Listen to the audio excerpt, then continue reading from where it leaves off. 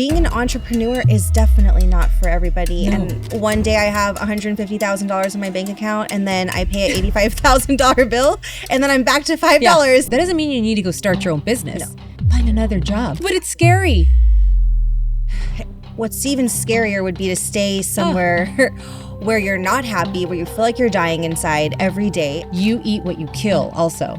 If you are not killing the animal, you ain't eating dinner, which is terrifying, but also an abundance of opportunity beyond your wildest dreams. You know how much time you have on this planet? It's like, I mean, I don't. Exactly. You are designing your life. It will be hard. It won't always feel freaking perfect, but you're doing it. Every day is not rainbows and daisies.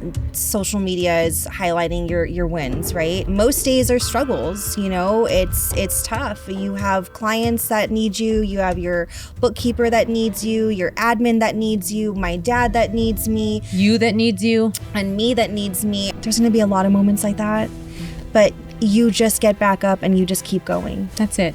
That's it. You're gonna be fucking scared, ladies.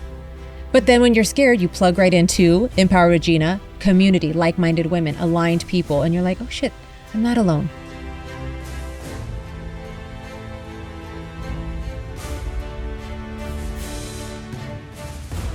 Hi everyone, welcome to Empowered with Gina. So today is a special interview because not only do I have a repeat guest, but this guest was numero uno, the first member / guest / anyone who believed in my Empowered with Gina movement platform community, Miss Jennifer Nakamura. Welcome back. Hello, thank you for having me. I'm so happy you're here. So I've always thought about having you back because we did the first interview, you know what, a year ago? Had to have been like maybe over a year ago, yes. I think. And you got us caught up to, you know, at the time you had already launched your law firm, and people go back, you can watch that episode and hear all about it. It's very important. I wanted to bring you back though, because you have literally skyrocketed in your life, your profession, all the things. And I see it. And I know you and I talk offline all the time, and you share with me what our struggles, obstacles, wins, successes, but it's so relative to everyone in the empowered community. And so I want you to share what you go through, how you do it, and how the empowered community and platform and connection tools are used in your life. So let's back all the way up. I love when you tell the story. Catch people up in a very short recap. How did we meet? On a yacht. And A yacht. you basically told me I did not work for my dad's, and if I did work for my dad's, I wouldn't be there and I would already be on the building. And so it took me 6 months of talking to you and listening to you and finally taking that leap. And I gave my 2 weeks notice, and I drove around Cerritos asking for where to find an office, where to get my insurance. And here we are. How long? Okay, so to back up, Jen is an estates lawyer. This is someone you all need in your life. I don't care. I know you think the word trust, when people say, oh, do you have a trust? People think that's just for like millionaires, billionaires. It's not. It's for everyone. And so Jen specializes in a type of law that helps you create a trust to make sure when you pass away, your assets go where you want them to. So how long did you do that before you went solo? I was at my old firm for 12 years, and I started as an intern. I wanted an internship, but they wanted me to have incentive to come in every day. And so they paid me. I ended up getting my paralegal certificate, my notary certificate. I made Nakamura notary back in 2011, which I still do, and it's still a service to my clients. All trusts have to be notarized. Wills are not. So if you ever get a will done, they're not notarized. They're witnessed. We don't get wills done. We don't. That's your takeaway from today's show. Do not get a will, you get a trust. Yeah, go ahead. Also that. And, you know, from all the way from being an intern to a notary to an admin, the accounting manager retired, so I took over the accounting department. I basically ran that firm. So when I met you and you said, okay, well, they have a great deal. You know, you're doing everything and you're bringing in business. Yeah. So, okay, you were like, okay, yeah, then stay there. I so specifically remember meeting you because you're just so bubbly, and adorable. And you come up and you're like, hi, I'm Jen. I'm like, oh, hey, how are you? I'm like, what do you practice? You're like, oh, I'm in trust, estate law. And I said, oh, great. You're like, I work for two guys who are like my dads. And I so believed that. And I know you did, because so many people do. And that's why it's so important to have people hear your story. Yeah. Because so many employees invest their time, blood, sweat, and tears and effort and energy into workplaces. And they're like, oh, we're like family. Mm-hmm. Oh, they're like my parents. And yes, it is important, absolutely, to have that kind of work culture, I think, that's healthy and not toxic. Right. But do not be confused. And I said that to you. I said, oh, is your name on the building or is your name in the firm? Mm-hmm. Or you're like, oh, no, it's just like they're like my dad's. Right. And I'm like, oh, so you're just an employee. And I literally have, another girl similar to me saying the same thing right now. She passed the bar. Oh, but they're like my family. And I said, okay, you need to talk to Gina. Girl, call me. She talked to you and she was like, Gina was right. And I was like, unfortunately, she's normally right. And another friend of mine in law school was like, Jennifer, they're lying to you. This is what happens all the time. And I so badly was like, in my heart, I kind of knew he was right, but I wanted to so believe that he was wrong. And so I was a little upset when he said that. But when I met you and after the yacht and you were like, okay, we'll tell him to put it in writing. So I did. Yeah, you're like, long term, they're probably going to promote me to partner, this, that, the other. I'm like, okay, do you have that in writing? Yeah. What the? Oh, well, they're going to do it soon. They haven't had a chance. They'll get around to it. Well, maybe in another year. And I looked at you and I said, you know how much time you have on this planet? Is like, I mean, I don't. Anyway, and so that started that. And that's what started. And then this year at my 2nd year anniversary, you toasted to me and you said something along the lines of, Jen, you're doing something that most people won't do. Yes. And you're going to look back and you're going to thank yourself for doing it. And so when you're asking, how do you use this platform? How do you get through all your days and struggles, etc.? Every day is not rainbows and daisies. Social media is highlighting your wins, right?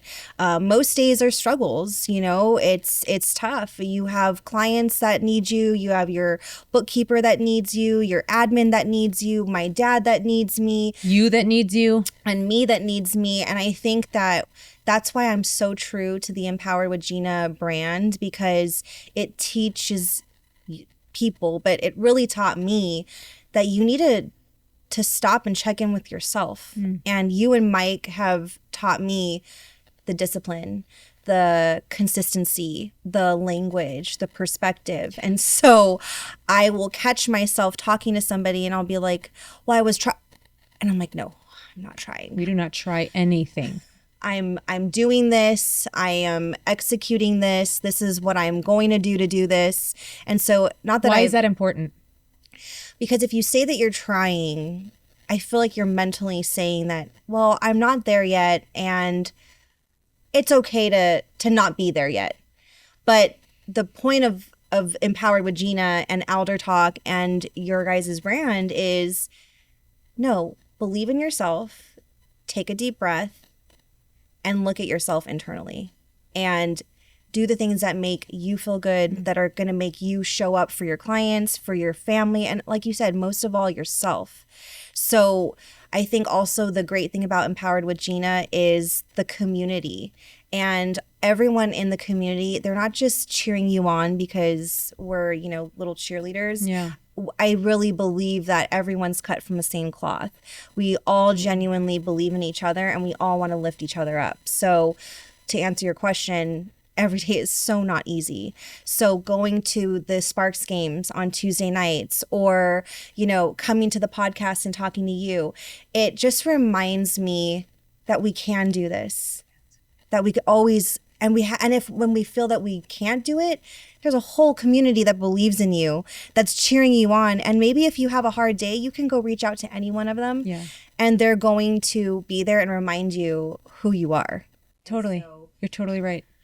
So what do you say then? Because yes, and now you're a business owner now. We know, and again, it's not glamorized. Or I guess business ownership is glamorized. Like, oh, I own my own business. I set my own schedule. Do you know at what cost? Do you know at what expense? And because, you set your own schedule, you do what you want, you go where you want, but it is like you eat what you kill also. If you are not killing the animal, you ain't eating dinner. Amen. Right? Amen to that. Which is terrifying, but also an abundance of opportunity beyond your wildest dreams. It really is. Some months, I mean, we all go through in business and it's terrifying because those memes, one day I have $150,000 in my bank account and then I pay a $85,000 bill and then I'm back to $5 and that is so true. But again, would I trade it for anything else? Would I trade it to go into a big corporate job and work 40 hours a week and not have any time for myself? Absolutely not. Yeah.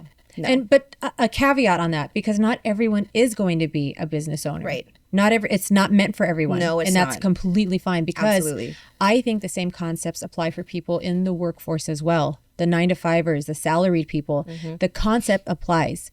You want to find a work culture that supports you, that is healthy, that is not toxic, that doesn't put you down, that doesn't, that's not supportive. Right. And there's so many out there, right? It's true. And we, unfortunately, on the law firm side, we see so often the terrors and the negative of toxic workplaces through the employment part of our firm.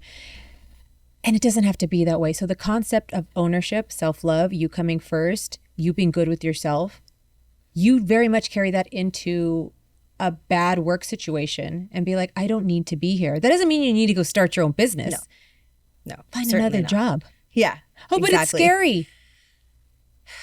What's even scarier would be to stay somewhere where you're not happy, where you feel like you're dying inside every day. And there are benefits to being in a corporate job. One of them, security, that paycheck every 2 weeks. Can you imagine security like that? Yeah. I think about it now when I used to work at the firm, and I would have that paycheck every 2 weeks. A lot of freedom in that. And now, some weeks I'm like, oh, it's payroll. We need to go into our trust account and we need to move some funds over because, every month is not a $150,000 month. Right. Some months you have slower months, and it happens, in estate planning.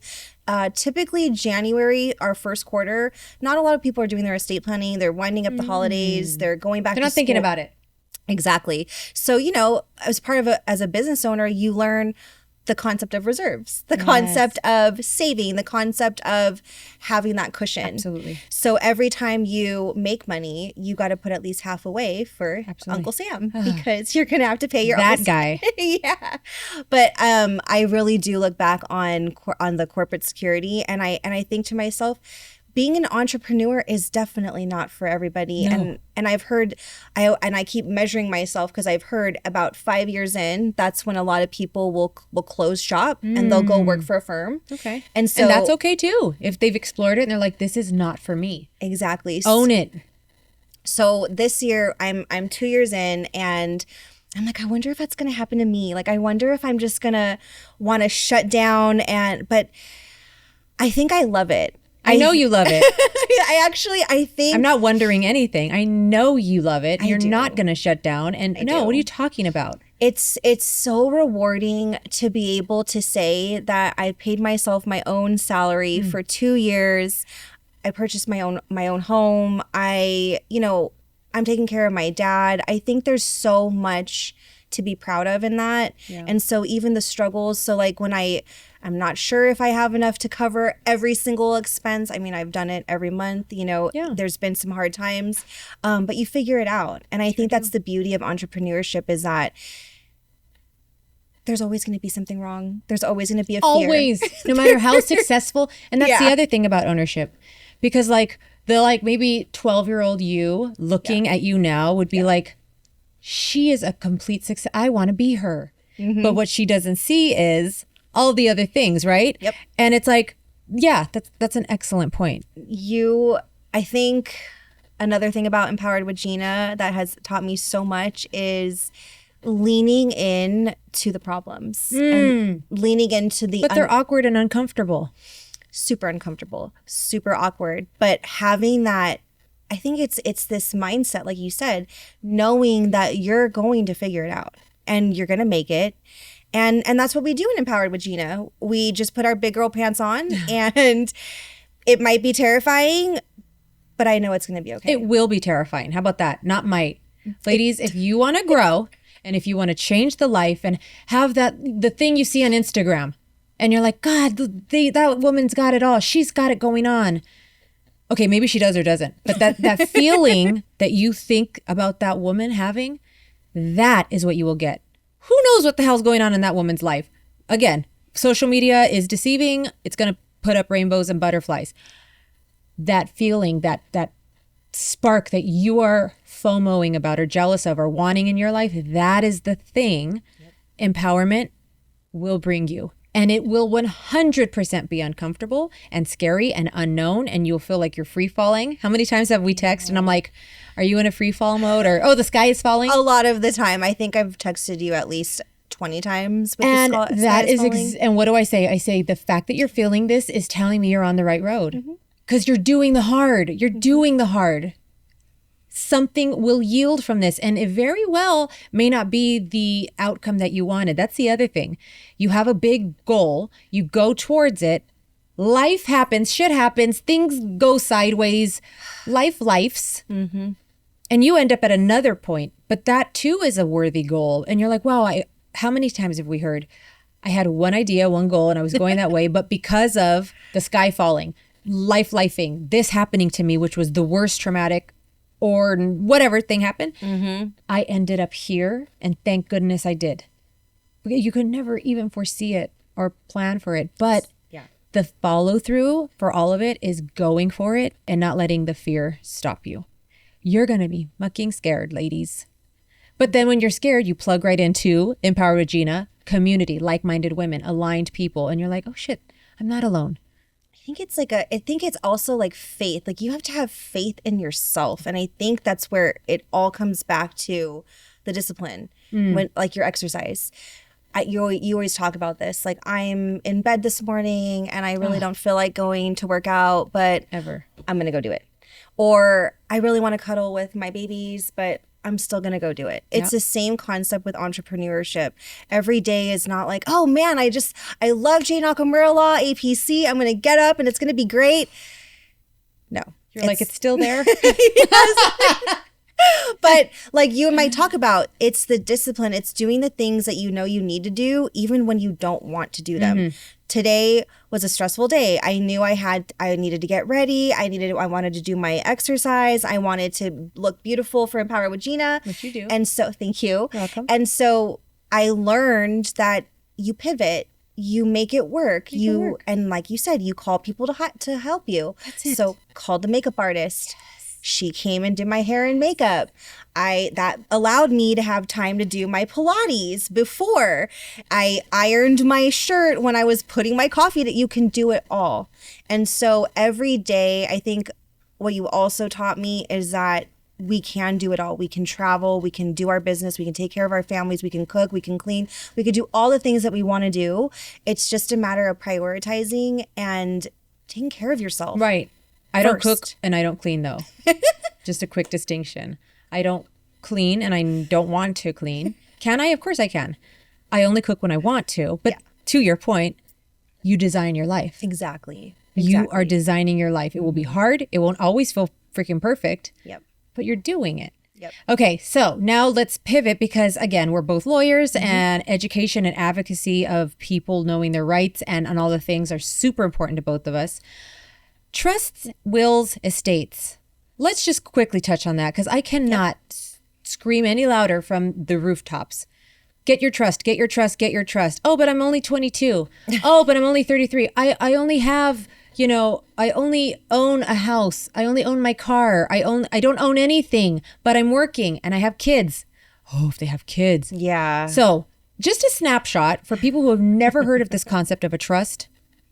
Explain very quickly, what is a trust and why is it important and who is it for? So I'm gonna try to do it quickly. That's fine. Okay. Take your time. A trust, so a comprehensive trust, I break it up into 3 documents. You have your upon death documents, which, they're going to be effective after you die.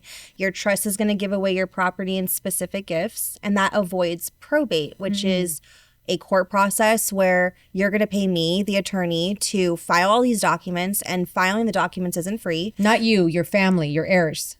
The heir of the decedent. Of the person who's died. Right. So we'll call them the representative of the decedent. Okay. So in probate, technically, if you have a will, it's called an executor of the estate. Okay. If you don't have a will, it's called an administrator of the estate.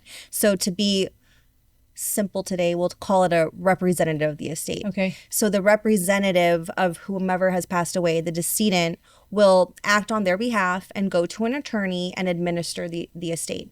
Now, what I'm seeing a lot of right now is a lot of red flags and fraudulent activity, so we can table that later. Oh. But to answer your question, a trust avoids probate, and probate is that court process where the representative will hire an attorney, have them file a petition with the court, and open an estate so that we can tell the court so-and-so has passed away, this is their assets, who are their heirs, and everything gets split equally. The court will decide. The statute what decides. heirs get it. Mm-hmm. What if you say, oh, well, I know the person who passed away didn't like that brother. Mm-hmm. And the court's like, no, that brother equally gets a share like the other siblings. I'm going to tell you right now, the probate code and the probate court, they don't care. They have no heart. They don't care if you're running out of money. They don't care if you can't pay your rent. They don't care if your brother killed your husband. They don't care. The probate code is the probate code. It's very black and white. It's like math. Okay. The probate court is very archaic in the sense that they've been doing this for the last 100 years or so. If you've ever been to Stanley Mosque, you know that's true. And it's a very old process. So when you do probate, there is no, oh, well, I had this situation and, we have kids. No, they don't care. They don't care if you're destitute. They don't care. And so the court, okay, what if somebody says, well, I won't even go through that. We won't do anything. Okay, if you have property, that's not even logical because eventually if you want to sell the property, transfer the property, refi the property, you can't do anything with that unless you get decedent off. So, when you have someone pass away and they don't have a trust, we have to get the court involved. And that's super expensive. It's very expensive. It's time consuming. We're talking about 2 years. Oh. Usually about 20% of the estate goes to the attorney and attorney's fees. Wow. And think about the court costs. So not only do I get paid at the end, you're going to have to pay me a retainer for just the cost. And you're forced to doing that, period. Right. Versus doing it on the front end while the person's alive. It's probably more affordable and it's an investment. Mm-hmm. It's more affordable. You're going to dictate everything how you want it to go. And can you change it? You can always change it so long as you have capacity. So, or unless you have an irrevocable trust, which I don't recommend, but they are used in certain situations. So if you have an irrevocable trust, obviously you can't change it for certain exceptions. And the court's very strict on those exceptions. So I don't recommend them. Got it. If you have life insurance, so if we have term, whole, all these different types of life insurance, we could do an ILIT, which is an insurance trust.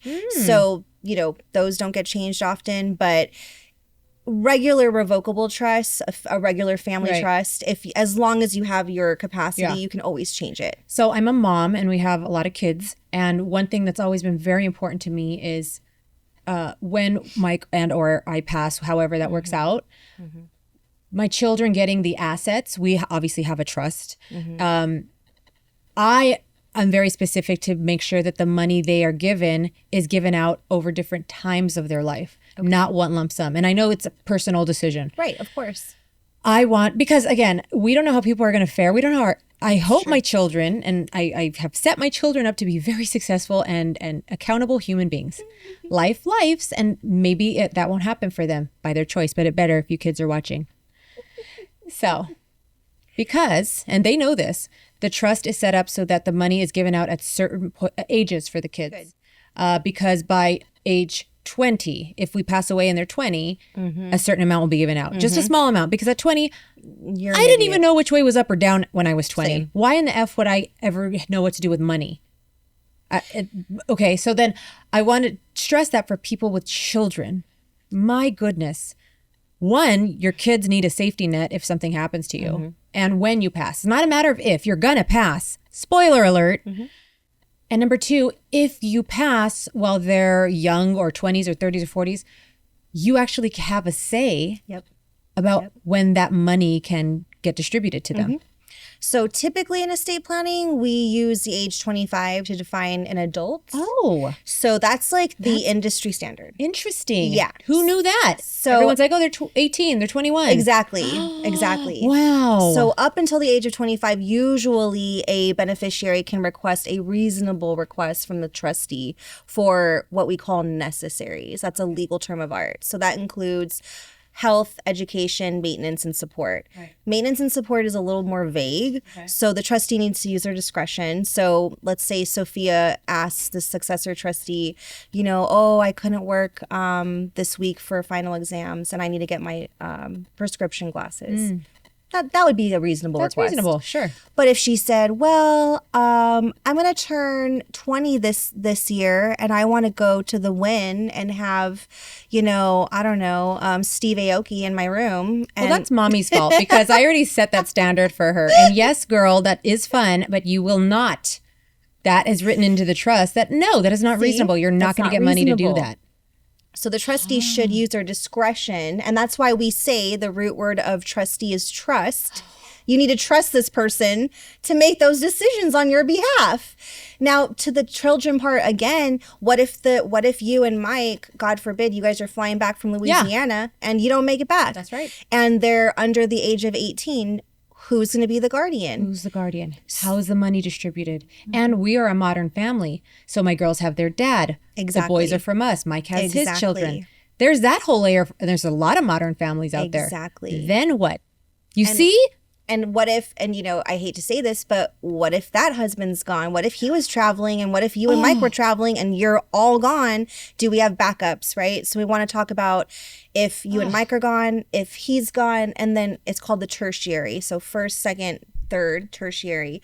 Who's the third person? And a lot of people get tripped up. They're like, oh my God, I don't have that many people. I also tell them, don't force it. Don't make it fit. Estate planning is not one size fits all. And I'll even tell people, pause. I see your face and you look confused. You look unsettled. Let's pause over the weekend and revisit it on Monday. That feels good to me. That feels fair. Yeah. And so when you're doing your trust, it shouldn't be this forced process like, well, who do you want? When is this? Da, da, da, da. You want it to flow. You want to talk to your family members too, Which is an awkward, uncomfortable conversation because nobody wants to talk about you dying. But look, this is smart. And this is how the one percenters talk like this. This is just a fact of life. Do you want to hear a really great quote I heard from, I just brought you back this little thing from Texas, and I sat in on, I love going to these conferences and learning. And this judge said, well, if you don't do your estate planning right, did you want to have a large unintended beneficiary, i.e. your lawyer? Because if you don't do your estate planning right, do you want to know who's going to reap all the benefits of your trust? The attorney's billing hourly when your trust is being litigated. So if you put all this together and you think that no problems are going to happen, but you don't talk to your children and they come back when you're gone and they start bringing up issues and they have issues amongst themselves, it leads into litigation, and that's where we make a lot of money. And then they're all fighting with each other. Somebody's not talking to somebody, and then relationships are getting, oh gosh. So when you're asking, what about a trust? What's a trust? So your trust is going to give away your property and specific gifts. So if you want to give away a specific dollar amount, the trust will handle that. The will gives away everything else. So personal property. So your clothing, your jewelry, anything tangible, furniture, art. So you need both. You need both. But you don't just need a will by itself. That's you don't right. do that. No, especially if you don't have assets. There probably are some cases, like you said, where people only have money. So if they only have money, I could see having just a will. Right. And then if something were to happen, the will dictate who's the executor in the probate. Okay. And if it's a pour over will, we can pour it into a trust. But if you don't have a trust, we don't What have about anywhere to pour. someone who owns a business, even a small business? Oh, man. That gets complicated because is it an LLC? Let's assume it's a standard LLC, limited liability company. Then you should have a trust. The trust should own the LLC, and the LLC owns the business. Oh. So we're going deep. We are going deep, and you're welcome. You're welcome. Because LLCs protect against liability and trusts don't. You see? You see, and this is why you hire a lawyer. And I'm going to conclude on this. Somebody said, oh, can you introduce me to a paralegal who does estates? And I'm like, no, I can't. And they're like, why not? They're more cost effective than a lawyer. And I said, because you get what you pay for, one. Two, they are not licensed by the state of California to give you any kind of legal advice. And three, God forbid they give you legal advice, which they shouldn't be. And you're effed and something goes wrong. You have no recourse to go against them because there's no license. I'm so glad you brought this up. It irritates me, but I understand a lot of people don't understand that distinction. I'm so glad you brought this up. It's really been bothering me this year. So at the Wealth Council Symposium, that's how they opened our opening ceremony, was UPL. I said, what's UPL? It's unauthorized practice of law. And I was like, and they were talking about how, financial advisors and realtors and notaries are actually bringing in estate planning into their practices. And I had a girl tell me this, a realtor. Real quick, Jaden, can you tell them we're recording? I don't think they realize that we're doing that. Yeah, it's kind of annoying, but they actually don't know. It really annoys me. We should get a light when we're recording. It goes on like on the studios. See, you heard it here first. And this is how empowerment and growth happens. You see, that could have been a problem and an obstacle, but it wasn't. We turned it into an opportunity. Okay, back to UPL. Oh, yes. So what is a UPL? Unauthorized practice of law. Okay. So Wealth Council Symposium opened up this year, their welcoming ceremony with that concept. And I think it was the owner, not the owner, but the general manager of Wealth Council. And she's also an attorney. And she said, this is going to cause a lot of messes and all of us attorneys are going to be left to clean it up. Sure. Because like I just told you, in the estate planning process, did you see how we did dive deep? Yeah. And it can get extremely complicated. Very complicated. LLCs, divorces, marriage, stepkids, omitted children. Whoa. We talk about all these different things. And everybody else, a realtor or financial planner, they're like, oh, this is easy. It's just a form. We just fill out the form. We'll just put the people and that's it. Who needs a lawyer? Because, not saying that they don't care, because I'm sure they do very much care about what they're doing. However, they can't care that much if they know that's not accurate or legally sound. But you don't know what you don't know, right? Mm-hmm. So we didn't go to law school to learn about fee simples and you remember this? Oh, yeah. The real I just got property. a shock of PTSD when you said I haven't heard that word in 20 years. The rule against perpetuities. I know you don't like that one. Hard. That was so hard for me. But these come up in estate planning for, in real life. And I really see and foresee problems coming down in the near future with baby boomers who, like you said, are going to notaries. I also deal with a lot with the Spanish community. Oh, yeah. And I had this gentleman come in. He's married, but he only had a will for himself. And I said, well, what about your wife? Wow. I already have it. She's in there. Yeesh. No, we need it for both. So both parties, even though you're married, you both need documents. California is a community property state. So if you're married and you have assets together, you need to have, both people have to have their documents so that if one of them passes away, the other one's taken care of. So important to know. And he didn't know. And I felt, and why would he? And his wife, she ended up telling my translator in Spanish, oh, I don't know how to sign my name. Oh. I didn't go to school. Look, and it's like you said, it's layered. You're not dealing with multi-billionaires. No, everyday people like us absolutely need these documents and need to consult with a lawyer. Period. You heard it here first. You will not change my mind. No.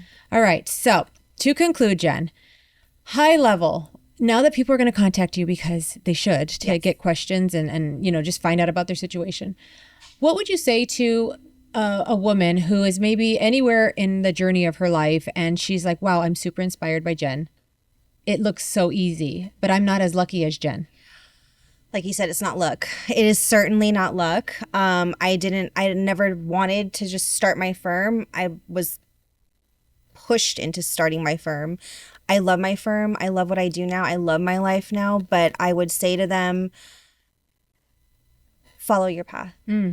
There's no right, like you always tell me, there's no right or wrong answer. So maybe you try it out and it doesn't work out. That's okay. So what?